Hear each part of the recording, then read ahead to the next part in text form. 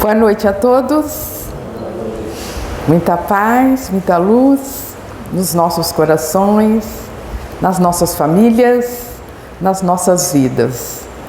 Que Jesus possa abençoar a cada um de nós, para que todos juntos nós possamos ter momentos de compreensão das suas leis, dos ensinos que Ele veio nos trazer, momentos de aprendizado e momentos de refazimento espiritual neste ponto de luz, não é? Sobre o seu Evangelho, o Evangelho de Jesus. E o tema dessa noite, então, nós vamos nos questionar, nós vamos nos refletir sobre essa questão. Somos admiradores ou discípulos de Jesus? Quem somos nós? Então vejam que Cristo, ele tinha muitos admiradores.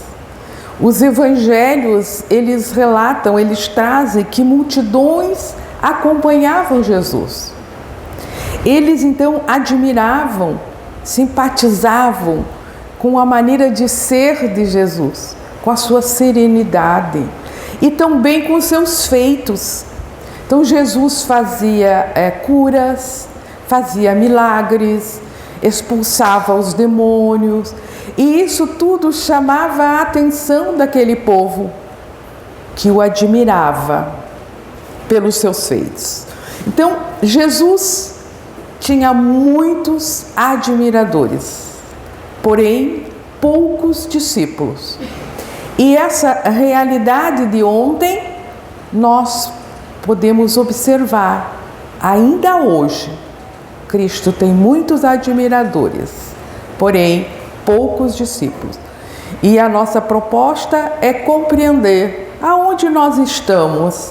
Se estamos mais para o lado de cá, na condição de admiradores, no meio do caminho, ou mais para lá já, tentando a condição de seus discípulos, né? Porque vejam, tem muitas pessoas que ainda não passam de admiradores, mesmo frequentando templos religiosos. É aquilo que se diz, né? É o Cristo sem o Cristo mesmo, sem a vivência. É só o cristão sem o Cristo, né? Mas Jesus, ele não quer só a nossa admiração. Ele quer que nós sejamos seus seguidores. Acompanhamos as suas lições, entendemos as suas lições e aceitamos para que possamos colocar nas nossas vidas, então. Então, vejam que a gente pode distinguir dois tipos de cristão. Então, os admiradores e os seguidores, não é? Veja, o admirador, a própria palavra está dizendo, é aquele que admira. Ele admira, mas ele não compromete a sua pessoa. Se eu quero ser igual, ou eu vou seguir. Ele ainda está naquela fase de admiração. Às vezes admira o Cristo no crucifixo, numa imagem, numa história, numa passagem, apenas admira. Já os seguidores, né? É diferente. O seguidor, então, ele já, ao contrário, ele vai procurar ser aquilo que admira, a quem admira. Ele vai fazer um esforço para ser quem ele admira.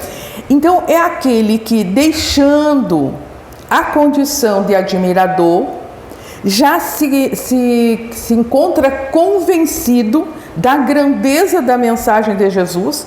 Ele já tem esse conhecimento, ele reconhece isso e se coloca na jornada de aprendizado.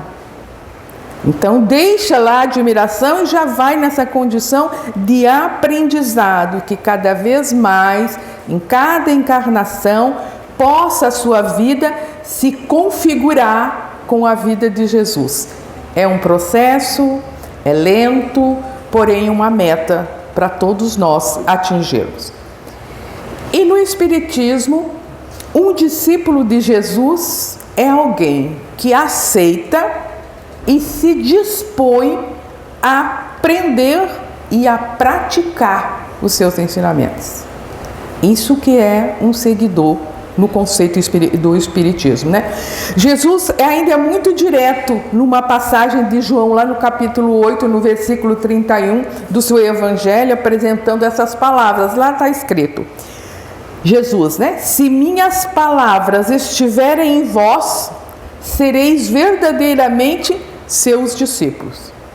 Quer dizer que se as minhas palavras, as palavras de Jesus, tiverem na minha vida, fazendo parte da minha vida, então eu serei verdadeiramente seus discípulos.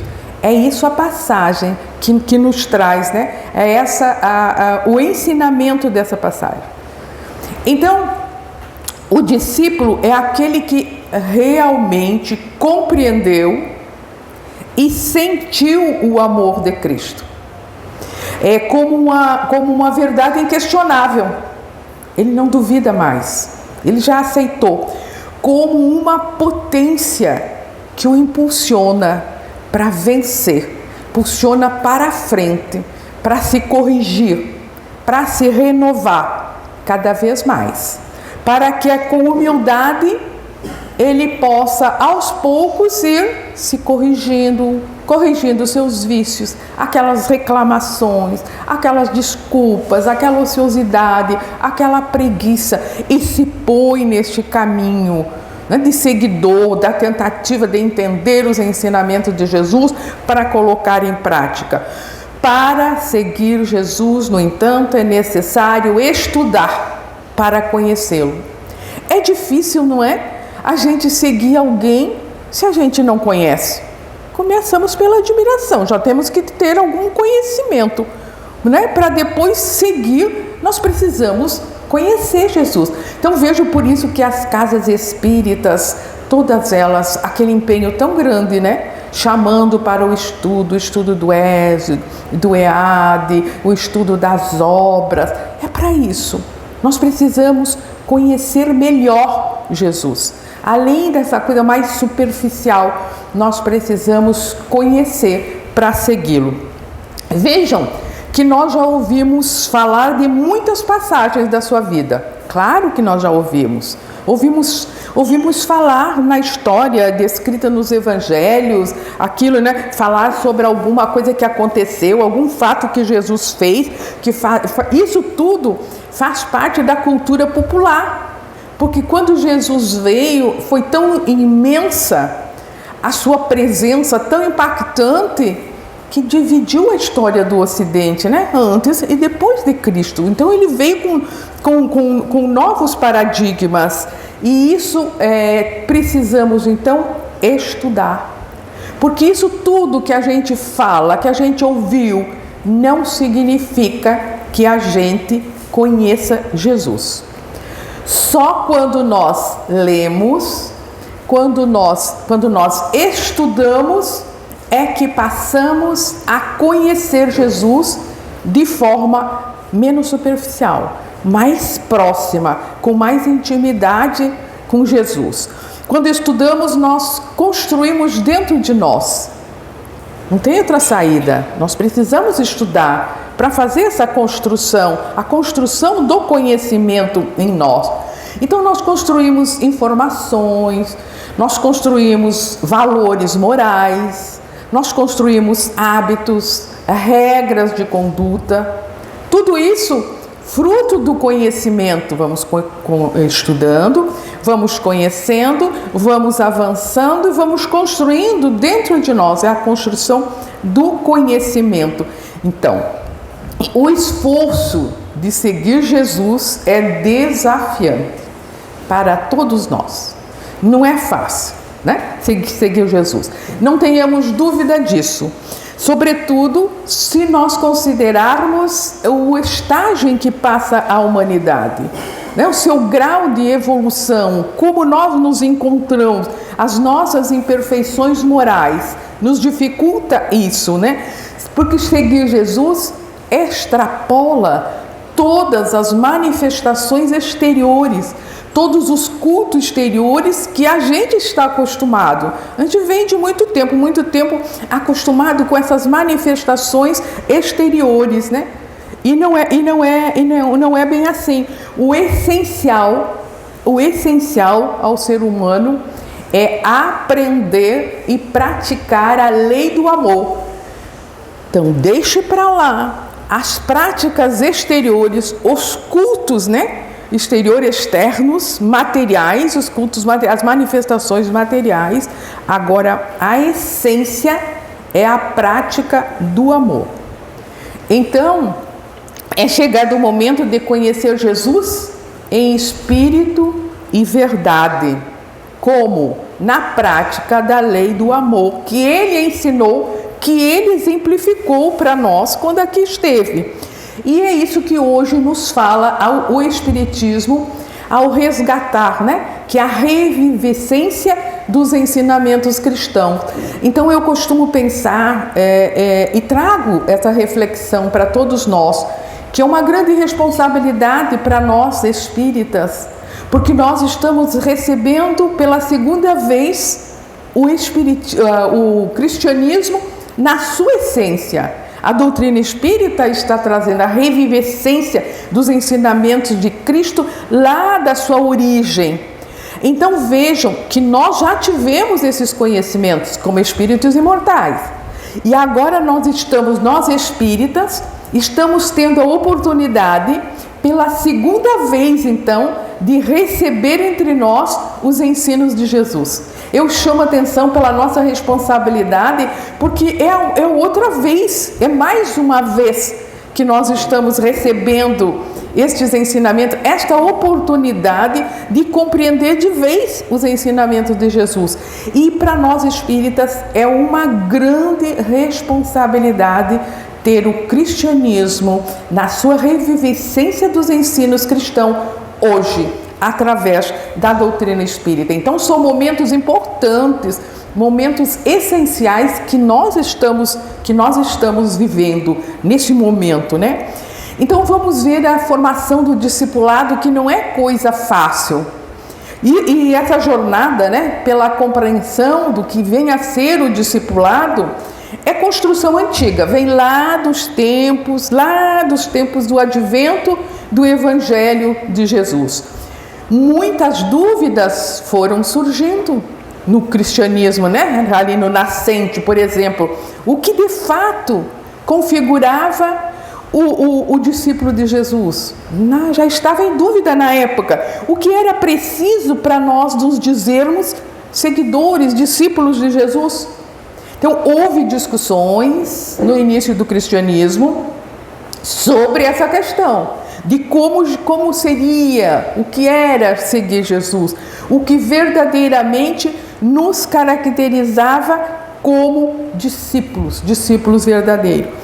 Veja que no tempo de Paulo e as comunidades todas, né, que ele foi fundando, por onde ele passava, que ele ia fundando, surgiam algumas disputas entre ele e aqueles seguidores que eles vinham do judaísmo, e eles traziam as suas crenças, e eles queriam então colocar no espiritismo as crenças que traziam antes do advento, né? Alguns primeiros cristãos que eram oriundos daí, que tentavam trazer para o cristianismo algumas práticas que tinham da sua antiga religião, dizendo ser essenciais para seguir o Evangelho, que era essencial para seguir o Evangelho, algumas práticas exteriores.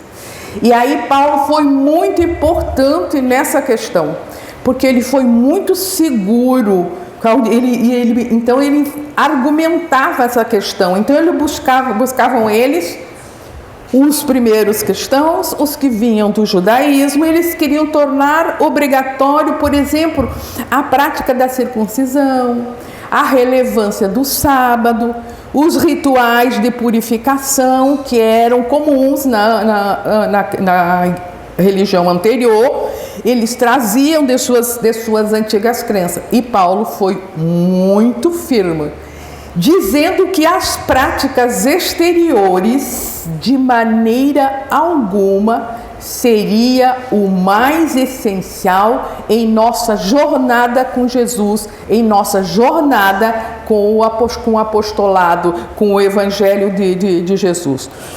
Então, por isso, nós vamos encontrar muitas cartas de uma riqueza profunda, em que Paulo faz essa argumentação, mostrando que a filiação com Jesus, que a nossa filiação com o Evangelho não tem nada a ver com as crenças exteriores, por algum ritual, algum enfeite, alguma parafernália, vestimentas, coisa assim. Não tinha nada a ver com isso. Não era essa a expressão que Paulo usou, desculpe, que não era o mais importante. Ele queria dizer, isso não é o mais importante. O que mais é importante, o que caracteriza é a alma, é o sentimento, são as características do Espírito. Nossa filiação com Jesus, nossa filiação com o Evangelho tem características eminentemente espirituais. Era essa a argumentação de Paulo. E aí a gente fica pensando, né? E a gente fica refletindo. Naquela época, Paulo já tinha esse alcance de entendimento para nos dizer, se hoje ainda nós relutamos entre as nossas práticas exteriores, né? E Paulo já estava dizendo, eminentemente espiritual é a nossa filiação com Cristo, com o seu Evangelho. É interessante a gente perceber o alcance do entendimento do apóstolo Paulo nessa questão. Então, a nossa adesão sincera à proposta de Jesus tem uma característica eminentemente espiritual. Naquela época, então, Paulo já trazia essa questão. É importante a gente pensar isso, pois por muitos séculos nossa compreensão de discipulado foi equivocada, foi outra, foi completamente, não conseguimos compreender, foi mal compreendida. Veja que houve um tempo que o entendimento para servir Cristo, para seguir, né, sua mensagem, nós poderíamos perseguir, nós poderíamos torturar, nós poderíamos matar. A história é rica, a história do cristianismo é rica nessas questões, né? Houve um tempo que nossa compreensão de discipulado estava muito associada ao brilho, às coisas materiais, a títulos, a vestimentas, do que as demonstrações do Espírito que realmente a gente éramos, né? Então, dessa forma, nós estávamos muito preocupados exatamente com o exterior, com as formas, com os templos, com a riqueza, né? O poderio econômico, tudo temporal, tudo passageiro, que nós podemos ter esquecido completamente. Isso que é o mais importante, esse primordial, essa riqueza do Espírito, essas potencialidades, e nós estávamos mais para o lado material. E ainda hoje nós trazemos um pouco dessas heranças do passado, né? Às vezes a gente vê muitas pessoas lá acendendo as velhinhas, lá com aqueles crucifixos todo, né? Com aquelas coisas todas exteriores de culto. A gente vê ainda, e ainda sem falar aquela coisa que põe nas esquinas, aquelas oferendas extremamente materiais, então achando que seguir Cristo seria aquilo ali. E hoje nós já sabemos, a partir do ensinamento de Paulo, né? Eminentemente espiritual. Então, o que nos qualifica como verdadeiros discípulos de Jesus? É Paulo, e nós vamos falar um pouquinho de Paulo, porque ele é muito responsável por essas questões, né? Para dissipar essas pequenas nuvens que ainda a gente traz. No capítulo 8, ele sintetiza de forma clara, como uma simples frase que ele fala as cartas aos Romanos: se alguém não tem o Espírito de Cristo, este tal ainda não é dele. Paulo. Então ele volta a dizer, ele volta a afirmar, não são os rótulos, não são os templos que nós frequentamos que nos caracterizarão como verdadeiros discípulos seus, discípulos de Jesus. Mas a configuração do nosso espírito, a natureza, daquilo que nós fazemos, como fazemos, onde fazemos, é essa qualidade que a gente está se referindo. Como fazemos, como agimos diante das adversidades da própria existência, que a gente, todo dia nós convivemos com isso. Embora diga-se cristão, e a gente diz, frequenta um templo religioso, mas isto não necessariamente o caracteriza como um seguidor de Jesus. Porque eu posso estar num templo presencialmente apenas, não é isso? Eu posso ir à igreja todos os domingos, eu posso fazer o evangelho, eu posso ir, mas se não houver essa característica eminentemente espiritual, envolvendo sentimentos, envolvendo movimentos da alma, não vai me caracterizar como verdadeiro cristão, como um verdadeiro discípulo. Talvez eu ainda esteja na fase de admiração por Cristo. O que caracteriza, então, efetivamente o cristão como discípulo de Cristo é a natureza do que revela o seu espírito e revelando Cristo em si. Dá para entender? Alguma coisa já de Jesus se manifesta em mim. Alguma coisa de Jesus, algum sinal já está presente em minha vida. Eu já estou a caminho do discipulado. Então, revelar o Cristo em si, revestir-se de Cristo, ele diria, Paulo, em outra carta, que é meta fundamental de todos nós. Então, o cristão legítimo, verdadeiro, é aquele que busca revelar em sua vida os valores que estão presentes no Evangelho. Então, não adianta a gente ler como foi lido aqui, a belíssima mensagem, sede perfeitos, amar os inimigos. A gente diz, sei de cor, de trás para frente, mas agora já não é mais a hora dessa leitura, de eu saber esse texto de cor. Agora está na hora da vivência, está na hora da aplicação. Eu preciso revelar estes valores que estão ali na minha vida prática. Esses valores, então, como um projeto de vida, como um projeto de mundo. E aqueles, então, que souber aproveitar, puder ao longo dessa existência, aproveitar, e expressar já, fazer um esforço para expressar esses valores do Evangelho, esses traços em sua vida, estará configurando em si o Espírito de Jesus, estará se configurando como discípulo de Jesus. Então, mais do que nunca, temos que deixar o Cristo olhar através dos nossos olhos. Precisamos deixar Cristo que se faça vivo em nós, nas nossas vidas. Há exemplo de Paulo, veja como a gente está trabalhando Paulo, porque ele foi fundamental nessa questão da divulgação do cristianismo e trabalhou muito, Então nós precisamos nos colocar à disposição de Jesus. Como diz Paulo, Senhor, que queres que eu faça?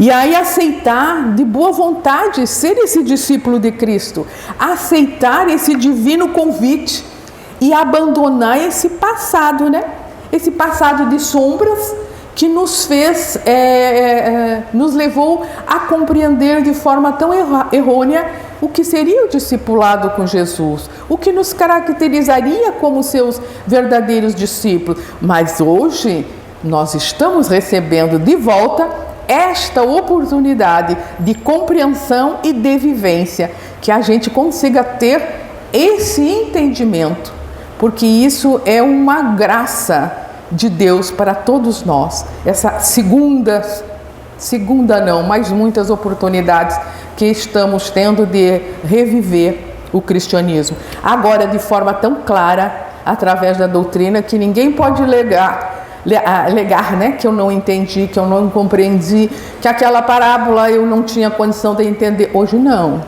É a luz da razão, a luz da fé, daquela fé raciocinada, que nós conseguimos entender as coisas, né? Então, vocês poderiam perguntar, e o que é sentir Jesus? A gente está falando, mas o que é sentir Jesus? Sentir Jesus é quando todo o seu ensinamento, é quando todas aquelas mensagens do Evangelho faz sentido em nós, faz sentido em nossas vidas, faz sentido na nossa consciência. Então, quando entendemos os seus ensinamentos como verdades imutáveis, não duvidamos mais dos ensinamentos de Cristo. Nós acreditamos, nós temos convicção de que são expressões das leis de Deus. E a gente às vezes reluta, né? Reluta para ter essa compreensão. Está tudo bem quando está tudo bem. Está tudo bem quando o vento toca em nossa direção. Mas se alguma coisa já nos contraria, já não sucede como nós havíamos pensado que seria o melhor para nós, enganosamente, a gente já questiona.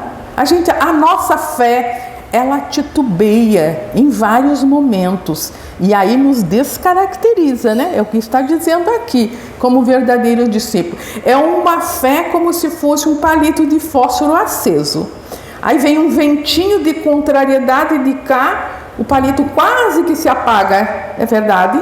Aí vem uma forcinha, o palitinho de fósforo se acende novamente. Então, olha, para sentir Jesus, a sua mensagem, estes ensinamentos, não pode haver dúvida.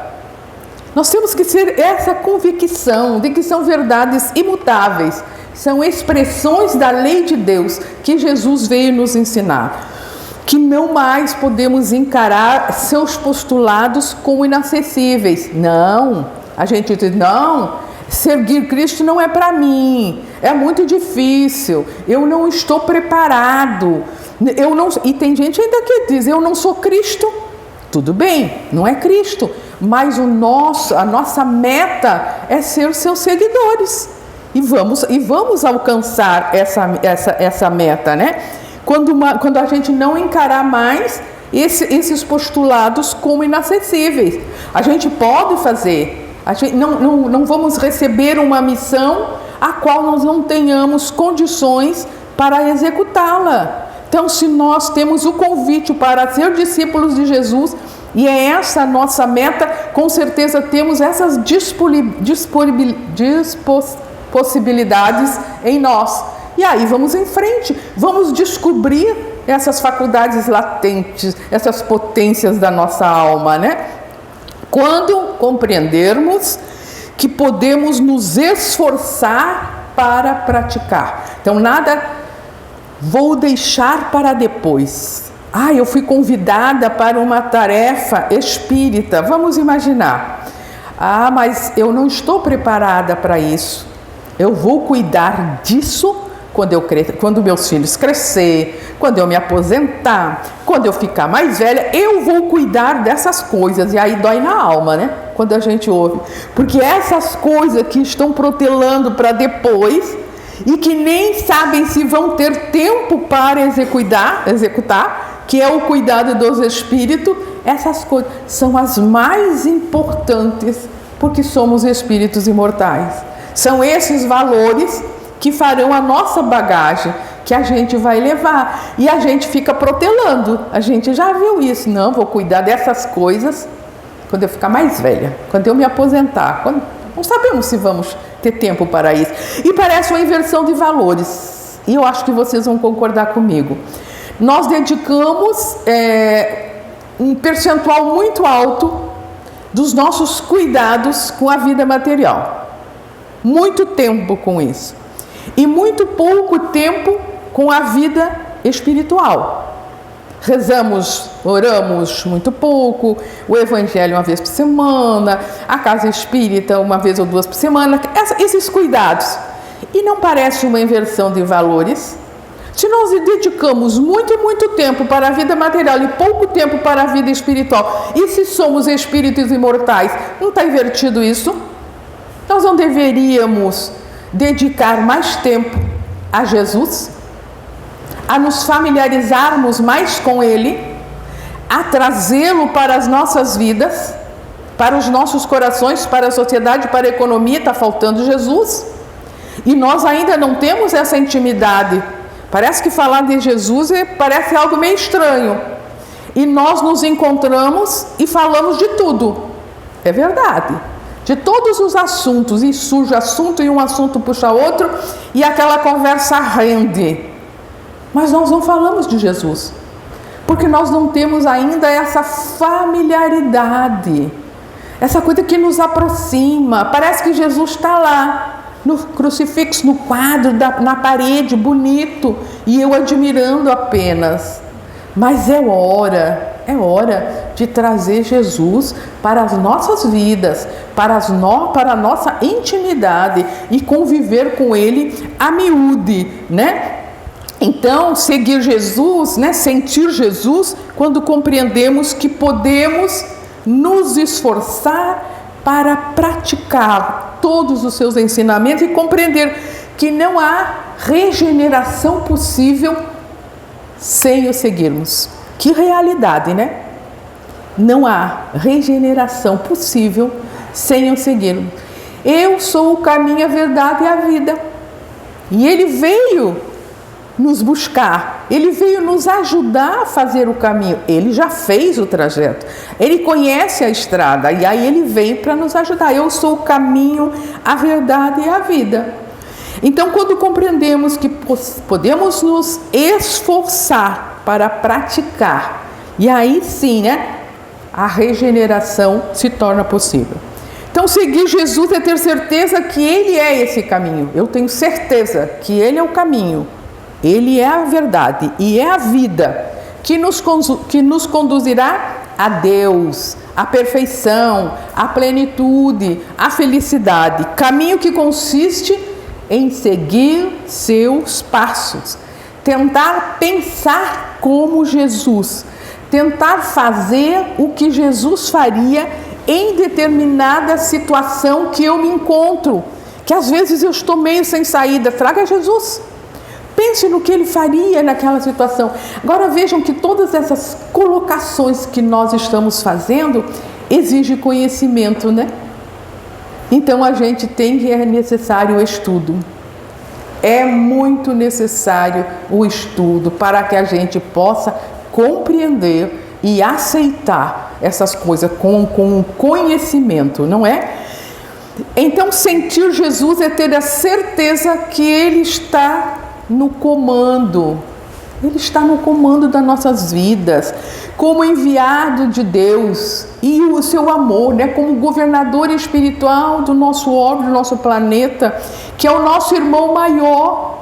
Ele já fez essa trajetória que nós fizemos. Ele compreende cada dificuldade que nós passamos, que nós temos que enfrentar.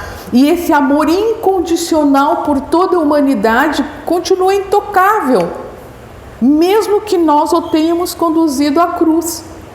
E ele só ofereceu amor e nós conduzimos à cruz. Mesmo assim, naquele momento, esse grande amor por nós se revelou. Perdoa, Pai, eles não sabem o que fazem, são crianças espirituais ainda. Então é esse amor de Jesus que nós precisamos entender.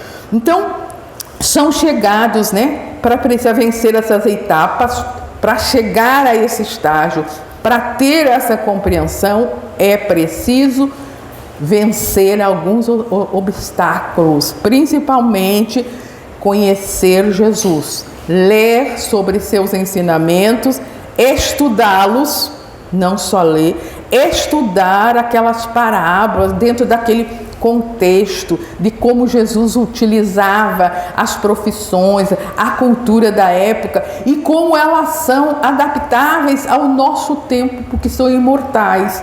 Serve para qualquer situação. Então nós precisamos ler, nós precisamos compreender seus ensinamentos, estudá-los para sentir a sua presença cada vez mais forte, cada vez mais viva dentro de nós. E não há felicidade, não há nada que se compare na terra, essa felicidade de sentir a proximidade de Jesus, caminhar com Jesus, né? Só é verdadeiramente possível quando, em vez de lermos o Evangelho são lido em nós. Olha que interessante. Deixe que o Evangelho de Jesus seja lido em você. Então, só acontecerá dentro de nós quando, a exemplo de Paulo de Tarso, o grande apóstolo, né? Divulgador do Evangelho de Jesus, do cristianismo, pudermos dizer do fundo do nosso coração: eu vivo, mas já não sou eu quem vive em mim, mas é Cristo que vive em mim. Olha, já não sou eu que vivo, é Cristo que vive em mim. É o seu Evangelho se manifestando na minha vida. É meu espírito configurado com o Espírito de Jesus, com o entendimento. E aí eu perguntaria, nós já temos em nossas vidas algum sinal de Cristo nas nossas vidas? Bem, se ao menos alguns traços de misericórdia, de indulgência, de amor, de bondade, esses sinais já se manifestam em nós, então estamos próximos, ou já estamos encaminhados, ou já somos seu discípulo. Agora, se nenhum desses sinais de Cristo, ou raramente se faz em nós, nós estamos afastados da condição de verdadeiros discípulos, né? E o título de cristão é interessante, pode até nos acompanhar, talvez até séculos e séculos, mas a configuração e a caracterização como cristão verdadeiro ainda está por vir, se não há nas nossas vidas esses sinais de Jesus, de bondade, de benevolência, de perdão, de indulgência. Então, o seguidor de Jesus é aquele que tem uma vida a tal modo que já pode configurar o Cristo em si, expressando por onde passa, expressando aos irmãos de caminhada, já podem ver na pessoa algo efetivamente de Jesus. Olha a bondade daquele senhor, olha que interessante como ele pensa, olha a postura dele. Os espíritas já podem fazer diferente na sociedade, não porque são diferentes, não porque são especiais, mas porque já têm conhecimento para serem mais espiritualizados, não é? E nós já temos essas condições. Então a nossa luta diária é contra o relógio, que ele já está me mandando parar. A nossa luta diária é com o tempo também.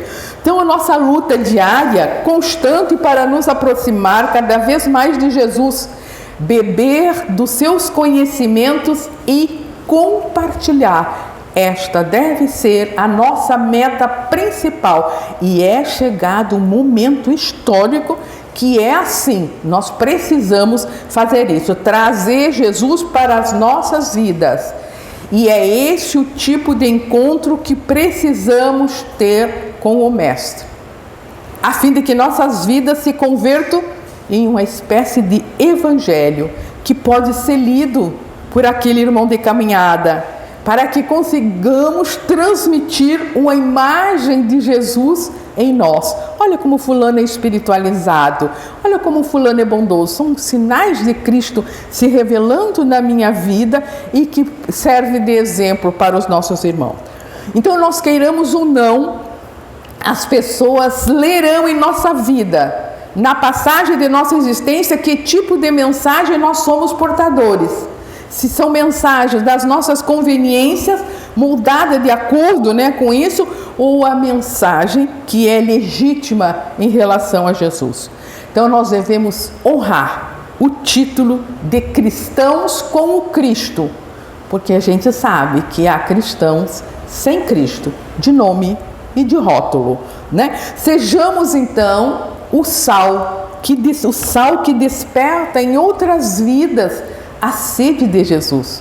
Sejamos o sal que desperta em nós mesmos, essa sede. E vamos em busca de saciar. Lembra da mulher samaritana lá do poço de Jacó? É isso, é essa água de beber que nós precisamos para saciar a nossa sede. Então, o convite agora é dar vida aos ensinos de Jesus. Dar vida aos ensinos de Jesus. Para que então, de alguma forma, o Mestre encontre em nós um canal que possibilite que Ele no mundo atue através de nós. Instrumentos de Jesus, que permita que Ele ative de modo que Ele atue de modo efetivo nos corações de aflito, nos corações aflitos aqui da terra. Então o convite agora é para dar vazão a essa seiva de amor, de concretude a esse amor, tornar realidade as ideias do bem. Aí que nós vamos alcançando a própria essência do discipulado, em que o bem vai à frente, o bem vai falando, e em cada um de nós o bem vai se revelando. Vejam que a gente conhece a árvore pelos frutos, não é? Os frutos que alimentam, os frutos que a sombra que sustenta, os frutos que transforma. É isso que se conhece o discípulo, né? Então é preciso refletir em nós como Mateus capítulo 2. A qualquer um desses famintos, abandonados, pequeninos, quando a um desses o bem fizestes, a mim próprio o fizeste. Então, Jesus, né? Então, precisamos entender, para finalizar, entender que seguir Jesus não é rezar o tempo todo, nem se consagrar ao celibato, nem fazer jejum. Seguir Jesus é amar, é respeitar o próximo. Seguir Jesus é trabalhar pela paz, é fazer o bem, é retribuir o mal com o bem, como foi lido no Evangelho. Em uma palavra, seguir Jesus é agir com caridade e transformando vidas ao nosso derredor. É essa a nossa missão também. Então, para finalizar, vamos ver essa mensagem de reflexão, que o mundo de Cristo possa se refletir na nossa existência, dando testemunho de bondade, de amor, de benevolência, de espiritualidade.